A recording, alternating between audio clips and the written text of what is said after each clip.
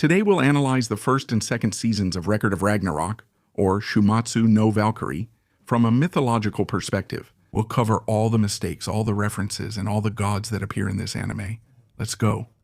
Let's start now the battle between gods and men. The first episode opens with a narrator named Ali, known for a beautiful voice. 7 million years of human history are about to come to an end right at this moment, Saying that the gods want to wipe out humanity. So we already know the Valkyries, who have a very different design from the original Valkyries, who usually weren't as short as this one. That's the one showing up on the screen. They wore neither casual clothes nor the medieval armor Brunhilde is wearing. They wore Viking clothes, carried a sword, a shield, and usually were flying on a horse. So we were taken to a meeting of gods, where Zeus is there in the center. And it's kind of curious that Zeus is in the center there, because I don't think he would even make the top 10. Speaking of the most powerful gods here, especially after Zeus asked them to vote on ending humanity, one of the gods who appears there voting is someone who would definitely be more powerful than Zeus. That's Shiva, the god of destruction in Hinduism. We also have Aphrodite, who is, well, there's no other word for it, except busty. And I still don't understand why there are two statues holding her boobs there. I just don't get it. Brunhilde then shows up, interrupting the gods' meeting, and ends up getting scolded by Hunin and Munin, Odin's two ravens. You idiot demigoddess, how dare you stick your nose into a conversation between gods? Also, in this scene, one of Odin's ravens is white. Well, that's not what happens in mythology. Both of them are actually black ravens, and I don't even remember if they talk or not, but since ravens usually talk, they can imitate a human voice. There, I don't think that's absurd, but they end up saying that Brunhilde is a demigoddess, which isn't true because in Norse mythology there are no demigods. That's something exclusive to Greek mythology. Brunhilde is a Valkyrie, which is a divine being, a supernatural being in itself. Brunhilde. So she proposes to the gods to have a competition between gods and humans. 13 humans against 13 gods, and whoever wins 7 times first ends up winning. If the gods won, humanity would cease to exist, and if the humans won, they would be safe. with 13 representatives on each side. The first to reach 7 victories wins. And it's kind of curious for a Valkyrie to propose this. Technically, she would answer directly to Odin or Freya. And one of the Valkyries' functions is to choose in a battle which army would win or lose, meaning indirectly, she would be killing men. But interestingly, Brunhilde has already disobeyed the gods once, in this case Odin, when she chose of her own will for King Agnar to win a war, and Odin had asked her to choose the other side. Then she ended up being punished, put into a sleep, there inside a circle of fire, and she could only be freed by a warrior with true love, which in this case was Siegfried or Sigurd, and the two ended up falling in love, and that's why Zeus ends up saying this here in this scene. God is kind of human. Who has ever had their body downgraded to a human being? Well, here we have this Handel who looks a bit more like someone from the court. He looks more like Momus from this picture here from Greek mythology than a Norse god. This event between gods and humans is called Ragnarok in the anime. And Ragnarok is started by Handel blowing his Gjallarhorn, and that's why it makes sense for him to be the host of this event. However, it's good to remember that Ragnarok is the end of the world in Norse mythology. And it doesn't involve humans fighting gods, but rather the Norse gods, the Aesir and the Vanir, fighting the Jotuns.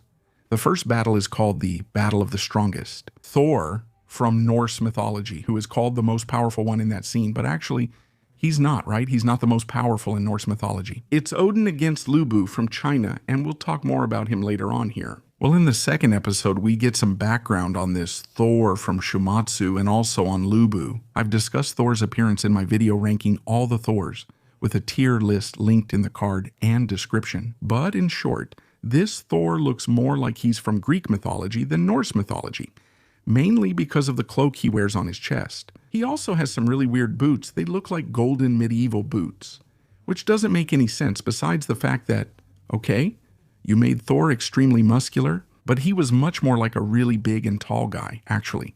He would be much taller than this Lubu here, especially because, according to what they say, Thor was the tallest, even among the gods themselves. And Lubu wasn't a very muscular guy. As you can see from this image here, well, then it kind of starts a little story about how Thor ended up defeating an entire army of giants. Or, according to the anime, Jotnar.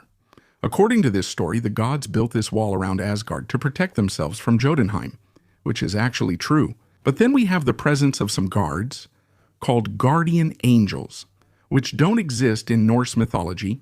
Nor guardian angels to destroy the giants. They just stay here watching, waiting for something to happen. Way too boring. It's true, it's way too peaceful here, nothing exciting.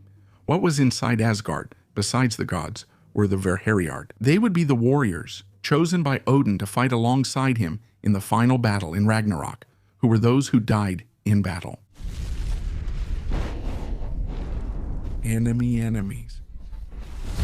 So suddenly, in the story, an army of giants decides to attack Asgard, which would never happen. And there we have Forset, who is crying on the ground out of fear of the giants. And by the way, Forset is a god of justice who settles disputes. He would never be doing that. Finally, Thor shows up, killing the entire army of giants, which Thor has done countless times. That's nothing new. About the part with Lubu, who also appears, it says that he went out into the world looking for an opponent. Kind of like Saitama, because he was bored, since he couldn't find any worthy opponents. Historically speaking, Lubu isn't really like that. He wasn't a very honorable guy, actually. He did defeat a lot of enemies, but he also betrayed many people. And no, he didn't have shark teeth, and he also couldn't defeat a bear with his bare hands. Music. Music.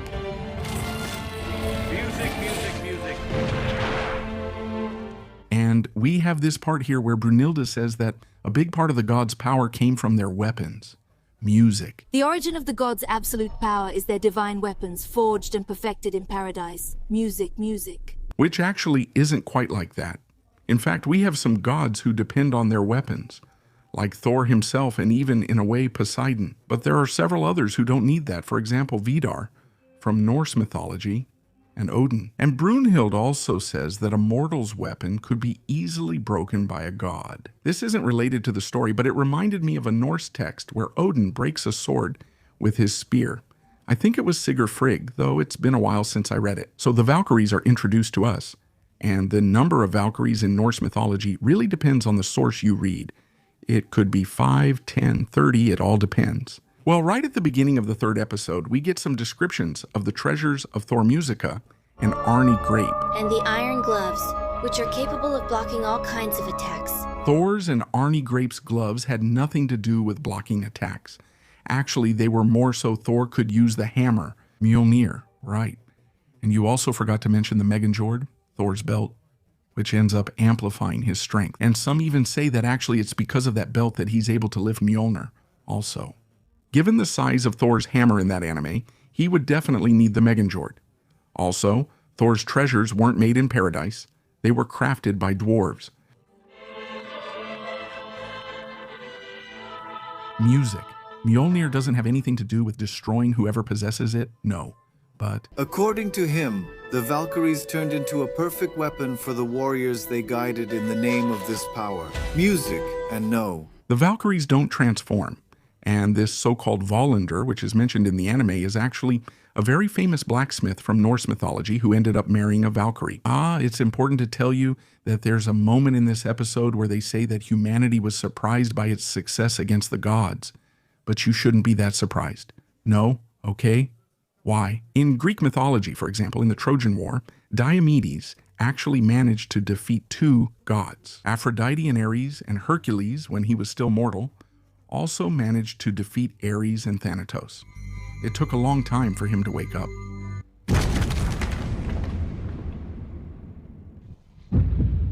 And Thor's hammer shouldn't be a living being or even have organs. There are even some weapons in Norse mythology that are, in quotes, alive, right? For example, Freyr's sword, which could fight on its own, but it also didn't have organs. Music. The gauntlets are to withstand Thor's strength.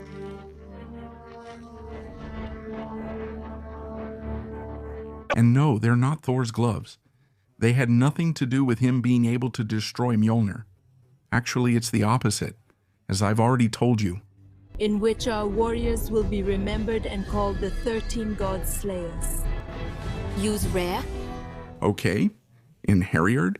Well, it has nothing to do with warriors who destroyed gods or god hunters. No, like I told you, actually, they were the warriors chosen by Odin, who died in battle, who will fight with him in Ragnarok.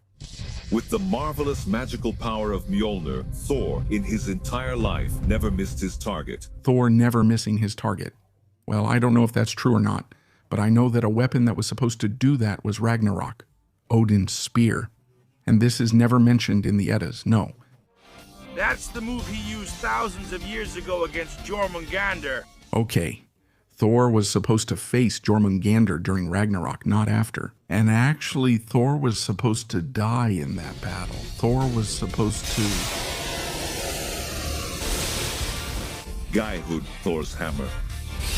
Well, Geirhud, in this case, is the name of a giant from Norse mythology, not the name of an attack. In fact, this giant was defeated by Thor when he was without his hammer, but he was using other magical items. There. In episode 4, we don't have that many mythological references. But just so you don't get lost, I'll tell you what happened. Basically, this episode is the conclusion of the fight between Lubu and Thor. Thor, once again, prepares his Geirhud attack, while Lubu also gets ready with his special attack. Thor unleashes Valkyria. Notice that Lubu is on horseback at this point, because basically in the previous Geirhud attack, he did manage to defend against Thor's attack, but his legs broke, so he needed his horse's help. The two clash, Lubu's spear breaks, and he is defeated by Thor. Well, the 5th episode starts by showing us how Lubu was defeated by Thor. And then we have the scene with Lubu's army, and also his horse, which is actually a bit funny, that scene of the horse crying, kind of sacrificing itself to find its master, or kind of ceasing to exist along with its master. Because according to Brunhilde, after this second death, there's nothing left. It's kind of what they call Niflheim, the Niflheim dust. In other words, the complete disappearance of the soul. In Norse mythology, Niflheim has nothing to do with that. Actually, it's one of the primordial realms in the mythology. It's a realm of ice, and that's pretty much it. It's really just a realm of ice. So the second warrior of humanity appears to us, which is Adam, the one from the Bible, or at least close to the Bible. But in this part, in this scene, he's introduced eating an apple, and he's a blonde guy with blue eyes. There's not really much to say because since he's the first human, he could look any way.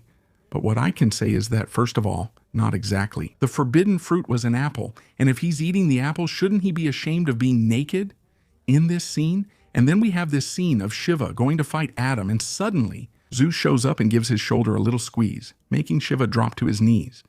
Shiva, a god of destruction who destroys universes, is brought to his knees by Zeus. Yeah, at the very least, this scene is questionable. Hermes also appears, playing a song on the violin in a scene that's completely done in 3D, and, well, Hermes from this anime. I sort of like him. His butler-like look reminds me he's a messenger of the gods. It's okay, but he just needed his little hat and sandals. Him playing the violin, playing a good song makes sense too, because he's kind of a god of music. But it's worth remembering that the first title of god of music doesn't belong to him, but to Apollo, although Apollo is also the god of 300 other different things. And then we have Zeus appearing as the second fighter among the gods. To be honest with you, I don't really like this Zeus, no. He doesn't seem imposing to me. It's a strange feeling since he has no eyes. Plus, he was based on Master Roshi, right? His first form is a weak old man, then he transforms into a buffed up version, and Handel does everything to praise Zeus in this scene. He says that Zeus is the father of the whole cosmos, the father of the gods.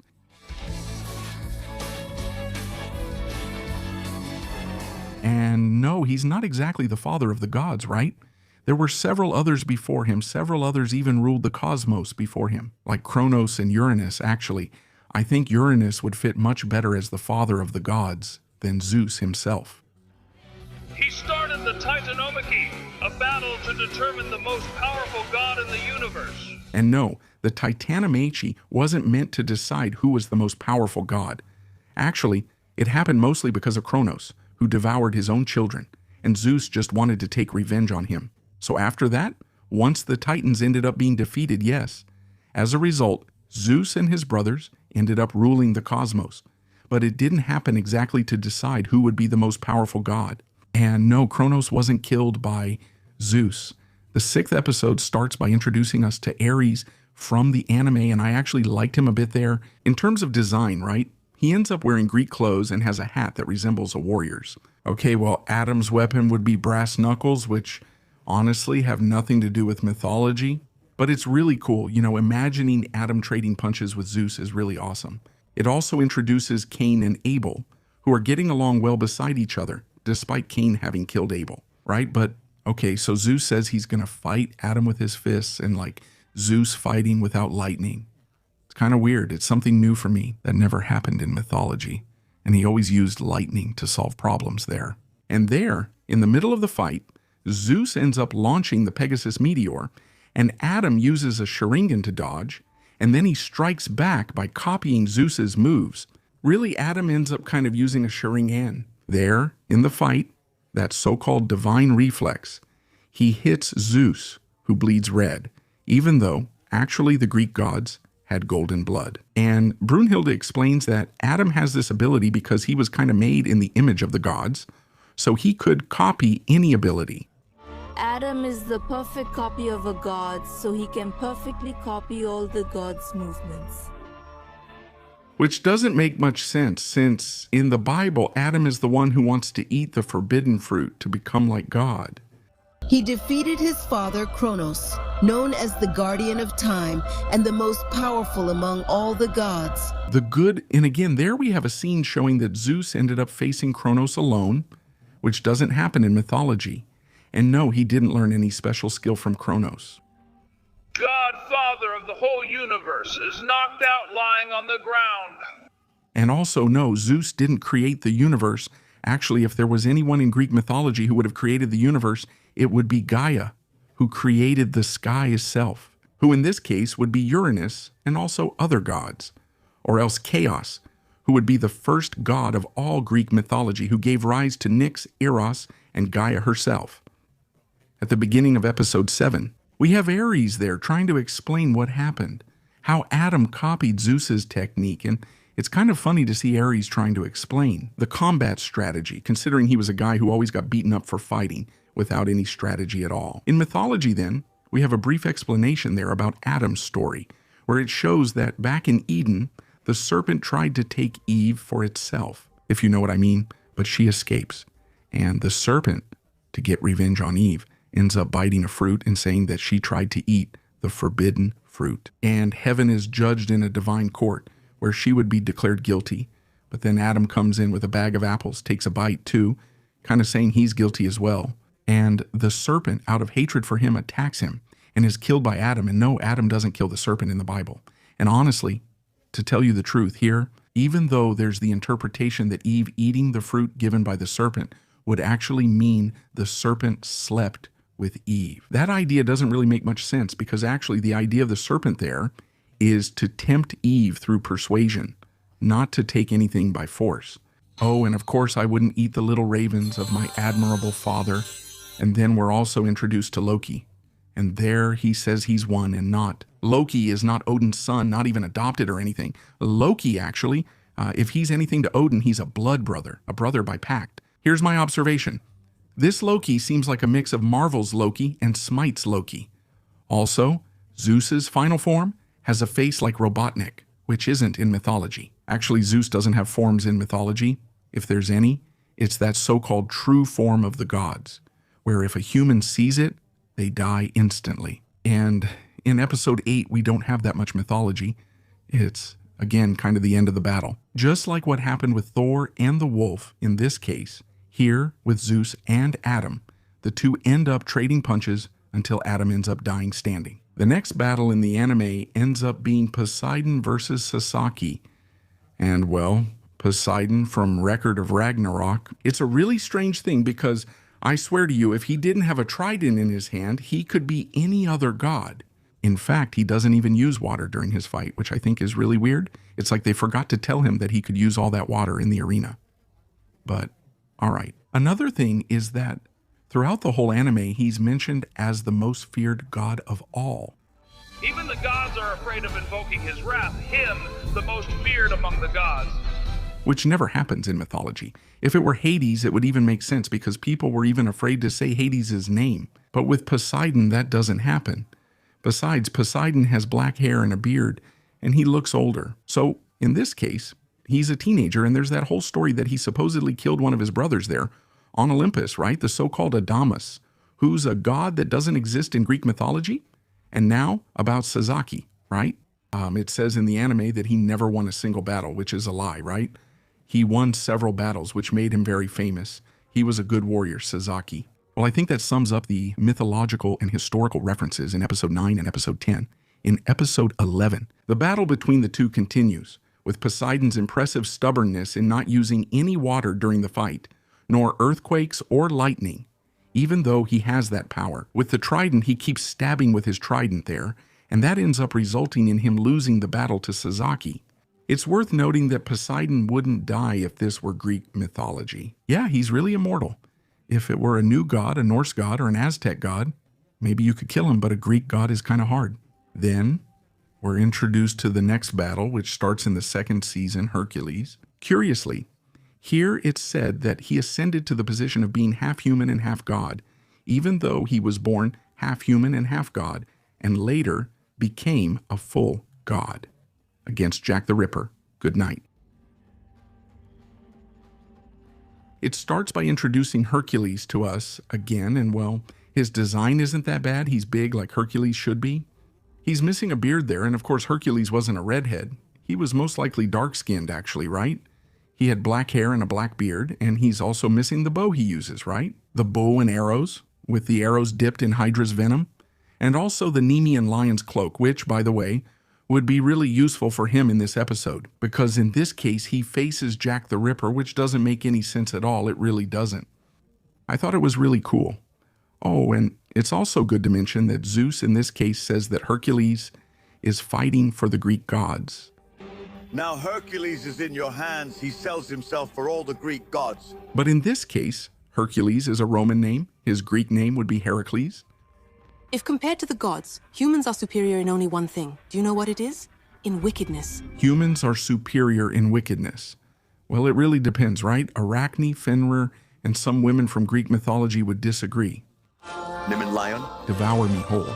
And we have a reference to Hercules' first labor here. Tassar, the whole Nemean lion. Every time he uses this power, the tattoos spread with every millimeter they grow. Hercules suffers from intense pain. And in the next episode, it ends up saying that Hercules kind of has a curse every time he uses one of his abilities there, and not in mythology. The only curse he had was from the goddess Hera, driving him mad and making him kill his own family. And no, he wasn't a god of war. Even after ascending to Olympus, Hercules was never exactly a god of anything, like a god of the seas, a god of fire, or something like that. Actually, he's more of a protector of humanity, and that's the background of this Hercules from the anime. And apparently he was just an ordinary guy, or rather an ordinary boy who had an unbreakable will. He even had black hair, as you can see in the image there. But in mythology, he was already born a very strong demigod, being the son of Zeus. Here we have a reference maybe to one of the 7 wonders of the ancient world, which is a statue of Jupiter or Zeus, whichever name you prefer. And once walked man to be equal. That time we destroyed the Tower of Babel. Boom, it all went up in the air. So it was the ancient gods who destroyed the Tower of Babel, not the God of the Bible.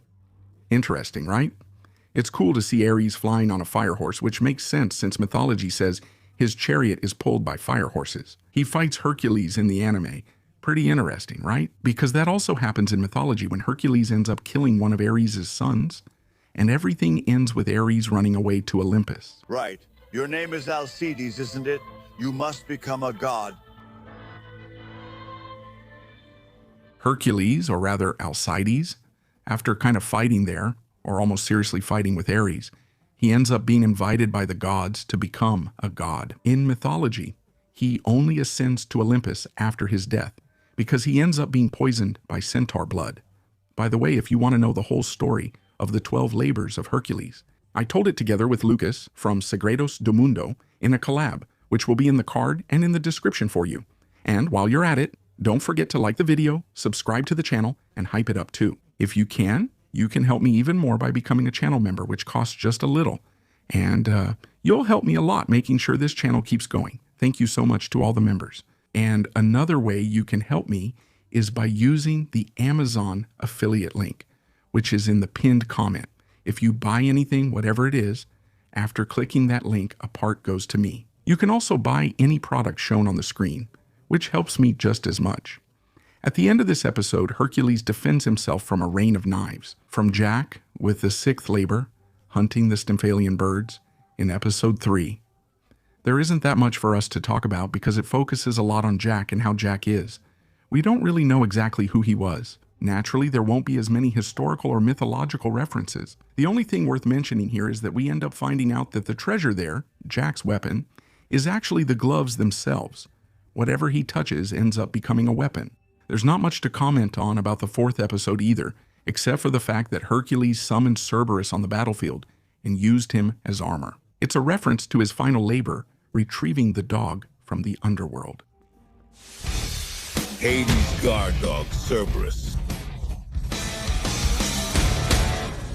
In the 5th episode, we have the conclusion of the battle between Jack and Hercules, with Jack winning, and then we have this line from Brunhilde. The word Valkyrie means a woman who decides who should die in battle. For us, emotions are useless and... In a way, that's correct. Valkyrie really does mean that. They are the ones who decide who should fall in battle. They decide who wins the wars. So, there we have the introduction of Isamu Kondo, which is actually pretty accurate to his historical image. I didn't really understand Okita as a child, but there must be an explanation. Here's the introduction of the most stylish character in the work, at least to me, Buddha Siddhartha Gautama. I don't think I need to say more, right? He didn't look like that. He wasn't muscular, didn't dress like a teenager, lacked sharp teeth, and never sucked on lollipops. Actually, I don't think he even ate, and according to the stories, they say he was so thin that he looked like the dry branch of a tree. The sentence for traitors is divine punishment, divine punishment. And we also have the gods of luck who appear in Japanese folklore and mythology. Unlike what the anime says, they didn't punish anyone. I'll display the god from the work on the left and the god from mythology on the right. Even starting with Abisu, who is the god of fishermen, Daikokuten, who is the god of food and fortune, Bishamon is the god of war. Benzaiten, who is the only goddess among the 7, being the goddess of music, Fukurokuju, who is the god of longevity and happiness, Jurujin, who is the god of wisdom, and Hote, who is the god of happiness. The episode ends with the 7 lucky gods there, and Loki wanting to fight Buddha, Sasaki, Kondo, and Okita.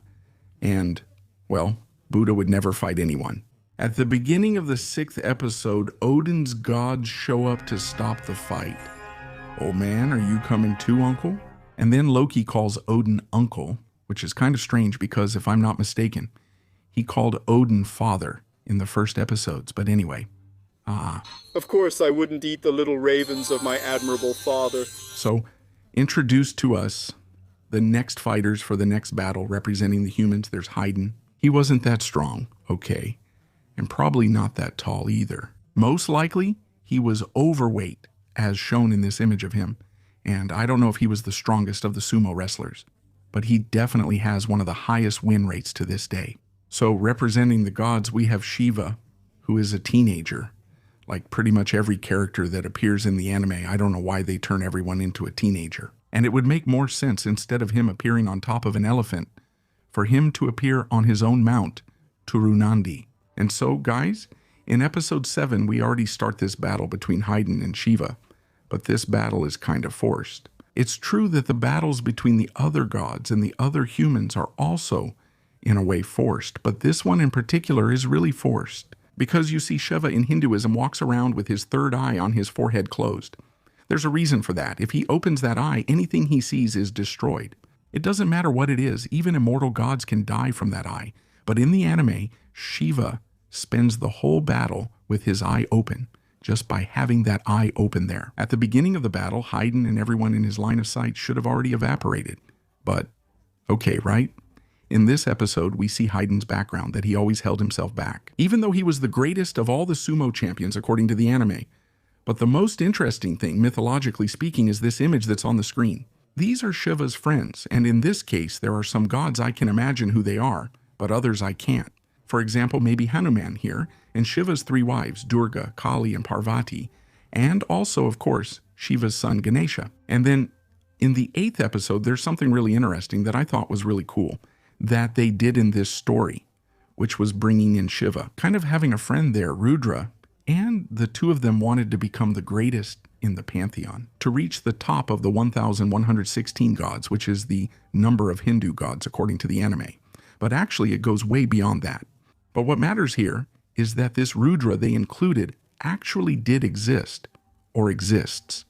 He is a very ancient Vedic god, associated with storms and destruction. And the coolest thing of all is that many say Rudra developed or evolved, becoming the god Shiva, who is currently the god of destruction. In the beginning, we also see 3 symbols of Shiva. There, the bull Nandi appears, the tiger, which probably has connections because Shiva is shown wearing a tiger skin. There is also the serpent Vasuki, which is always around Shiva's neck. Well, at the end of this story in the anime, Rudra ends up having to face Shiva to see who would become the new leader of the gods. And Shiva, even against his will, ends up winning. But just to be clear, right? Although Shiva is a god of destruction, he shares the leadership of the Hindu pantheon, in quotes, with Vishnu and also with Brahma. Shiva began to dance along with his roar, the rhythm of the universe, a rhythm that was granted only to Shiva. That dance they're talking about that Shiva was using is the Tandava, and it's a rhythm that Shiva can use to destroy the universe, even the multiverse as well. But it's not a rhythm exclusive to him, right? Because Kali also ended up doing it, and Shiva himself had to stop her. Episode 9 and Episode 10 also don't have that much to talk about. It's basically the continuation of the battle between Shiva and Raiden, with Shiva's victory in the end. So we move on to the last battle of the season. This one is actually pretty cool because it involves Buddha against Shiva, Zeru Fuku, or rather, the 7 gods of luck. Well, in episode 11, we end up having a twist with Buddha joining the human team, leaving the gods team. Which makes a lot of sense because, in fact, Buddhism was created in India due to people's lack of faith in the Hindu gods.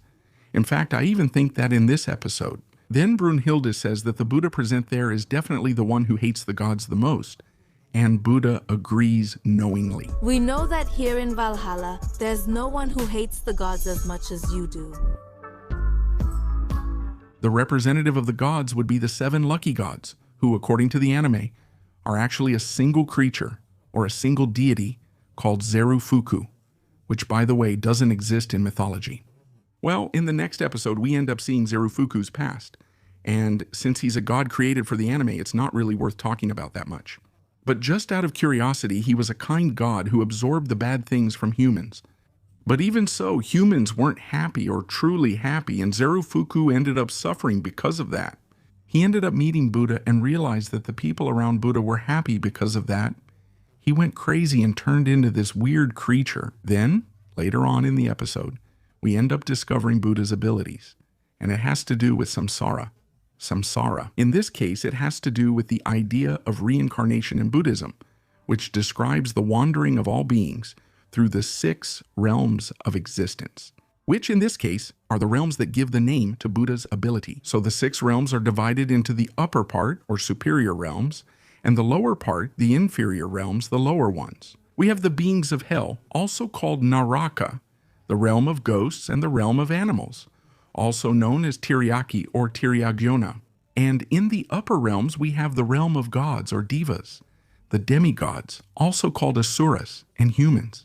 And all of this appears in the wheel of life or the wheel of existence, or also called Bhava Chakra, which is basically the visual representation of many Buddhist teachings, especially those related to samsara.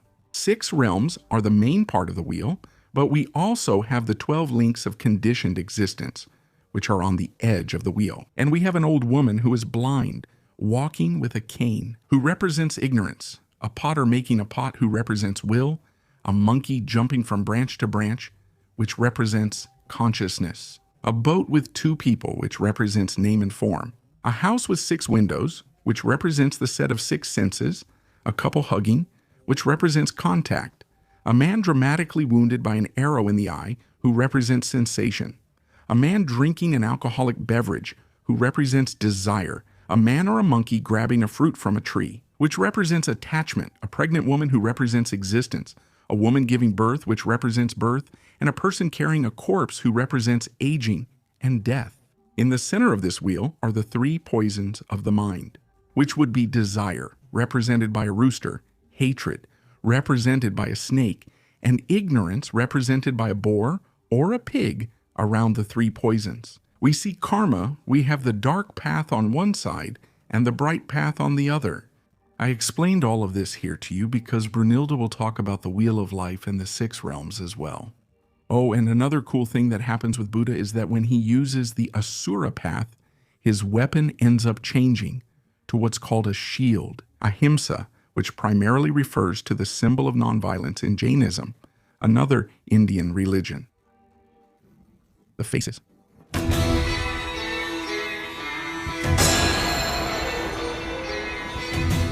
Right at the beginning of episode 13, Brunilda already explains to us about the 6 realms and not the Wheel of Life. In other words, I exaggerated. In Buddhism, humans go through 6 worlds during the cycle of life. Death and rebirth. I should have explained everything, but that's fine. Well, so we see the past of Siddhartha, who was a king that had everything and was even kind. But when he saw a bird dying and also his brother Jataka there, suffering and dying too, he ended up wondering if he was really happy in life. Mr. Jataka must have been a very happy man. And when he realized that his brother's happiness was within himself, he ended up seeking that happiness with meditation and other teachings and so on. But mythologically speaking, Siddhartha was indeed a prince, but he was very confined in the palace because of his father. But when he finally left the palace, he realized that people suffered and that people could also die. And since he was very attached to his life of luxury, he started to worry that when he died, he would lose all of that. But everything changed when he saw a monk who was meditating completely at peace. When Siddhartha asked the monk if he feared losing worldly things, he said no, because he wasn't attached to them. From then on, Siddhartha began to seek tranquility, inner peace, and detachment, and that's how he became the Buddha. And the Buddha did not have a brother named Jataka. He did have some half-brothers, according to my research, but not Jataka. The only thing I found with that name are the tales of the Buddha's previous lives, divine kingdom, canon of the conception of desires. But later on, during the battle with Zarafuku, he ends up changing his weapon a few more times. Where we have, for example, the Lokapala axe, and Lokapala would be the name of the guardian deities of the world, both in Buddhism and Hinduism. Overwhelmed by the sound. And another weapon he also ends up having there is the Akshaya, the indestructible sword made of Vajra. And Akshaya, literally translated, would be indestructible and eternal. And Vajra would be a name for thunder, and is also the name of the weapon of the god Indu Indra, who, by the way, is the god of storms and thunder. By the end of the episode, Zarafuku ends up returning to his kinder form, but then he is taken over by another form, still a giant demon, which really reminded me of Mara, the demon who keeps tempting Buddha when he is trying, through meditation, to reach enlightenment. How long are you going to keep sitting there? This place is my place. In the second to last episode, we end up having the presence of Hades there, and honestly, I don't know exactly what the inspiration for that look is, but there's nothing of Hades besides the name. There's even a cyberpunk glasses there, actually a monocle, right? I don't really know what that's for, but because of it, we end up learning how the world of record of Ragnarok is divided. And then the world is divided into 3 levels. Valhalla or heaven, Midgard or earth, and Helheim or hell. There would be Valhalla, which would be the world of the gods, which is actually the hall of the gods, Aesir. There in Norse mythology, there's Midgard, which would be the world of humans, which also actually exists in Norse mythology, and Helheim, which would be hell. Helheim in Norse mythology is the realm of Hela. That's where those who died without doing anything in life go, right? Because there are several other underworlds in Norse mythology. Or rather, world of the dead, there's the world of the drowned, the world of the virgins, the world of battles, which belong to Freya and Odin. So for you to go to Helheim, you really have to do nothing with your life. Hades also ends up telling us that the name of this demon is Hajun, which is another of the many names for beings equivalent to the demon. Amara, who tried to tempt Buddha, and in episode 15, Buddha ends up defeating Hajun. Through a Volander that he makes with the good Zirafuku with the 7 lucky gods, he creates a new weapon for himself. The Mihaparinirvana, which is the name given to the end of the cycle of reincarnation, that is, the complete liberation from suffering. Samsara. So was it really you who did all this? It was me. And right after the end of this battle, we end up finding out that the one who made Hajun appear in the battle was Beelzebub. That's this guy here who looks like a demon. I'm not even going to say anything for now. Then, Hades breaks his monocle. In other words, it was useless. I thought there was a reason for it, but apparently not. And he says he's going to fight, and there's this guy there that I don't know who he is. Well, guys, my final conclusion about the anime is that even though it has several mythological inconsistencies and stories, I didn't think the anime was bad. No, okay? I know people criticize the animation a lot, but I thought it was decent, okay? Of course, sometimes I was a bit harsh here because I have some issues with the designs in Shumatsu, but overall, I had a lot of fun. I'm waiting for the 3rd season. Let's see what's coming, right?